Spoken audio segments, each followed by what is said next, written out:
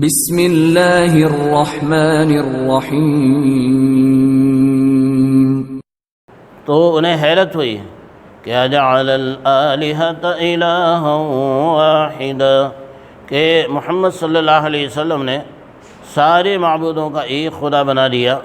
ان ھذا لشیء عجاب،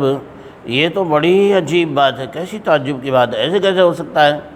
ایک اکیلا رب ساری کائنات کے نظام کو چلا رہا ہو۔ اللہ رب العزت نے فرمایا کہ اگر اس میں کئی معبود ہوتے تو نظام کبھی کا کبھی درہم برہم ہو گیا ہوتا۔ لو کان فیہما آلہۃ الا اللہ لفسدتا،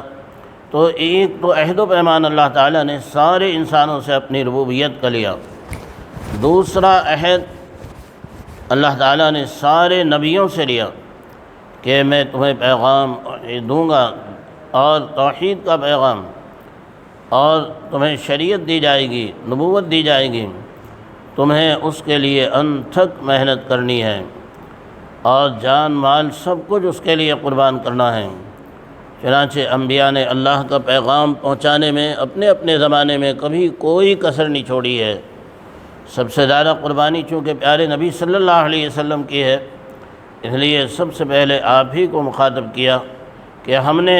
سارے نبیوں سے پیغام یہ عہد و پیمان لیا مضبوط، اور آپ سے کیوں؟ اس لیے کہ آپ کی قربانی سب سے زیادہ ہے۔ اگرچہ آپ سب سے بعد میں پیدا ہوئے ہیں، لیکن آپ کی تخلیق کا اللہ تعالیٰ نے جو فیصلہ فرما رکھا تھا وہ اس سے بھی پہلے آپ کو مقرر کر رکھا تھا، اور آپ اس وقت بھی نبی تھے جس کو خود نبی پاک صلی اللہ علیہ وسلم نے فرمایا کہ میں اس وقت بھی نبی تھا،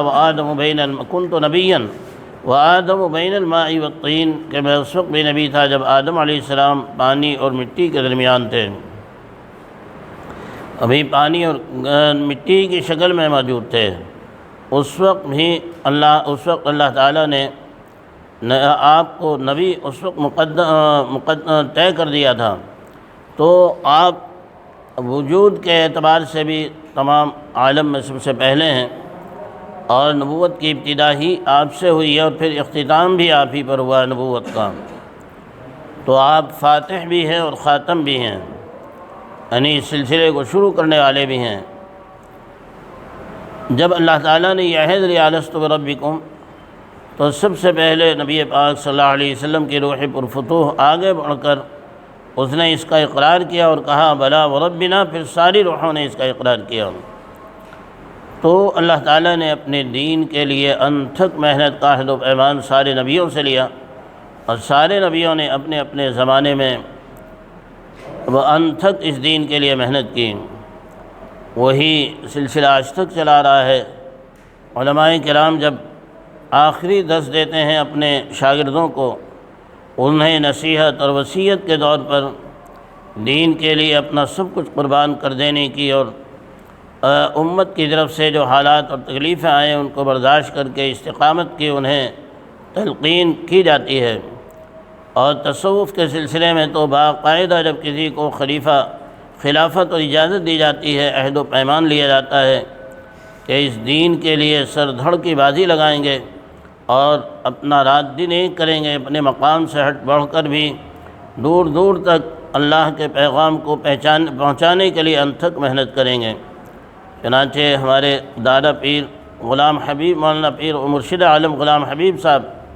رحمۃ اللہ علیہ نے پوری دنیا میں جہاں تک جا سکے وہاں تک محنت کی، جزیروں میں بھی گئے، اور اس وقت بڑھاپے کی صورتحال یہ کہ آپ کی عمر 80 سے بلکہ 90 کے قریب تھی جب آپ برابر سفر کر رہے تھے، 80 اور 90 کے درمیان۔ ایک موقع پر اس بڑھاپے میں آپ کسی ایئرپورٹ پر تھے اور سامان تھا، تو آپ نے کسی کو اشارہ کیا اٹھانے کے لیے، اس نے اٹھایا، وہ کوئی سرکاری کرمچاری تھا، اس نے کہا بڑے میاں اس بڑھاپے میں آپ کو یہ سب دھکے کھانے کی کیا ضرورت ہے، آپ گھر پہ رہیں نا، آپ کو کیا پریشانی ہے اتنی؟ تو انہوں نے بتایا کہ بھائی ذمہ داری میرے اوپر وہ ہے کہ میں اس ذمہ داری کو لیے پوری دنیا میں پھرتا ہوں تاکہ ذمہ داری کا بوجھ ادا کر سکوں۔ چنانچہ آج بھی جنہیں یہ ذمہ داری دی جاتی ہے وہ انتھک کوشش کرتے ہیں، اور جو کوشش نہیں کرتے تو اللہ تعالیٰ ان سے پھر سوال کرے گا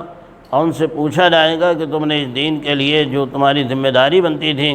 تم نے وہ محنت اور کوشش کیوں نہیں کی۔ تو تصوف کے سلسلے میں تو باقاعدہ عہد و پیمان لیا جاتا ہے کہ اس نسبت کے کو لے کر کے تم نور نسبت کو لے کر پوری دنیا کے اندر نور توحید اور نور رسالت اور سنت کو جگمگانے اور روشن کرنے اور پھیلانے اور اشاعت کرنے کی انتھک محنت کرو گے۔ اللہ تعالیٰ وہ حضرات جو محنتیں کر رہے ہیں ان کی محنتوں کو قبول بھی فرمائے اور برابر بھی فرمائے۔ تو دوسرا عہد و پیمان یہ تھا جو سارے نبیوں سے لیا گیا